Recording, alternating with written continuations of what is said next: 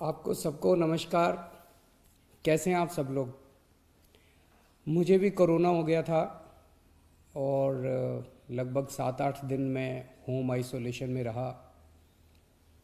आप सबकी खूब दुआएं मिली, आपका खूब आशीर्वाद मिला, आपकी सबकी शुभकामनाएं आ रही थी, उसके लिए आप सबका बहुत बहुत शुक्रिया, तहे दिल से शुक्रिया।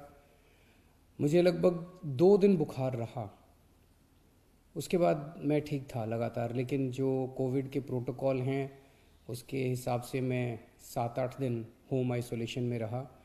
अब मैं वापस आप सबकी सेवा में हाजिर हूँ। आप सब लोगों की शुभकामनाओं के लिए बहुत बहुत शुक्रिया। लेकिन दिल्ली में जो कोरोना की रफ़्तार बहुत ज़्यादा तेज़ी से बढ़ रही है, उसको लेके मैं हमेशा से चिंतित था। हालांकि मैं होम आइसोलेशन में था, लेकिन फ़ोन के ऊपर मैं लगातार अपने सभी ऑफिसर्स से, चीफ सेक्रेटरी साहब से, हेल्थ मिनिस्टर से, सबसे लगातार संपर्क में था। जो जो इंतज़ाम किए जा रहे हैं और जिस तरह से कोरोना की स्पीड बढ़ रही है उसके ऊपर मैं नज़र रखे हुए था। दिल्ली के अंदर जो कोरोना की, पूरे देश में कोरोना बहुत तेज़ी से बढ़ रहा है, दिल्ली में भी बहुत तेज़ी से बढ़ रहा है। रफ्तार बहुत ज़्यादा तेज़ है। मैं देख रहा था कि कल वाला जो हेल्थ बुलेटिन था उसमें लगभग 20,000 के करीब केसेस आए थे, और आज शाम को जो हेल्थ बुलेटिन आएगा उसमें लगभग 22,000 केसेस, पिछले 24 घंटे के 22,000 केसेस आएंगे। तो डेली बहुत तेज़ी से केसेस बढ़ रहे हैं, जिसको, जो एक चिंता का विषय तो है, लेकिन जैसे मैंने पहले भी बोला था, घबराने की बात नहीं है। जब मैं बोल रहा हूँ घबराने की बात नहीं है, तो मैं सारा डेटा एनालाइज करके बोल रहा हूँ।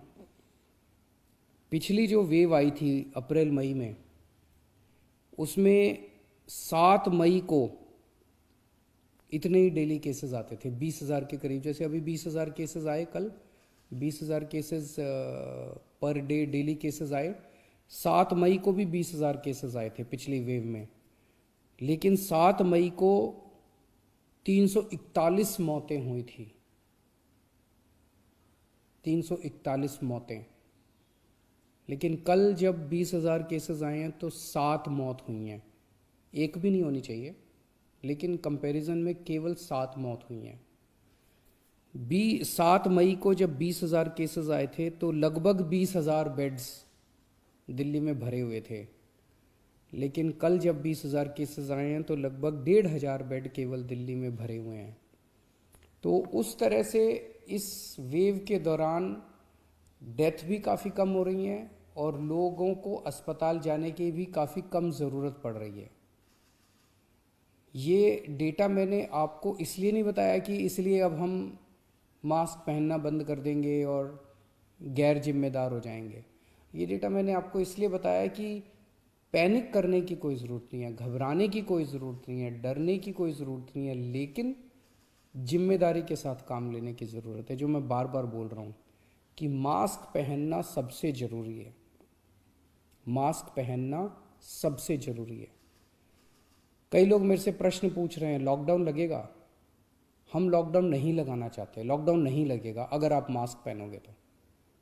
मास्क पहन के घर से बाहर निकलो, मास्क पहन के चारों तरफ घूमो। अगर ज़रूरत ना पड़े तो घर से बाहर ना ही निकलो, अभी थोड़े दिन कोई ज़रूरी नहीं है, लेकिन मास्क पहनना बहुत ज़रूरी है। सोशल डिस्टेंसिंग बहुत ज़रूरी है। हम लॉकडाउन नहीं लगाना चाहते, फ़िलहाल लॉकडाउन लगाने की कोई हमारी मंशा नहीं है, और हम चाहते हैं कि जल्दी से जल्दी ये वेव ख़त्म हो, और कोशिश हमारी है कि कम से कम रिस्ट्रिक्शंस हम लोग लगाएं, ताकि लोगों के रोज़ी रोटी चलती रहे, लोगों के रोज़गार चलते रहें।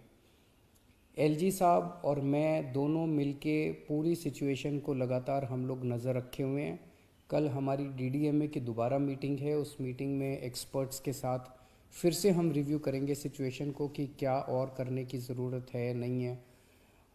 केंद्र सरकार से लगातार हम लोग संपर्क में हैं, केंद्र सरकार से भी हमें पूरा सहयोग मिल रहा है। तो सब लोग मिलके, मैं, एलजी साहब, हमारे सारे ऑफिसर्स, केंद्र सरकार, सब लोग मिलके सिचुएशन के ऊपर नज़र रखे हुए हैं और सिचुएशन को कंट्रोल किए हुए हैं। पहले भी हम सब दिल्ली वासियों ने मिलके कोरोना की इतनी बड़ी इतनी खतरनाक लहर थी जो अप्रैल वाली थी, उसको हमने पार पा लिया, तो इस लहर को भी हम लोग पार पा लेंगे। चिंता करने की ज़रूरत नहीं है, लेकिन जिम्मेदारी के साथ काम करने की ज़रूरत है।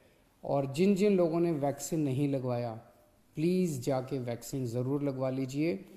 वैक्सीन लगाने से मतलब ये नहीं है कि करोना नहीं होगा, लेकिन करोना अगर हुआ तो आपको कम माइल्ड करोना होगा, आपकी जान को खतरा नहीं होगा, आपको अस्पताल हो सकता है जाने की ज़रूरत ना पड़े। नमस्कार।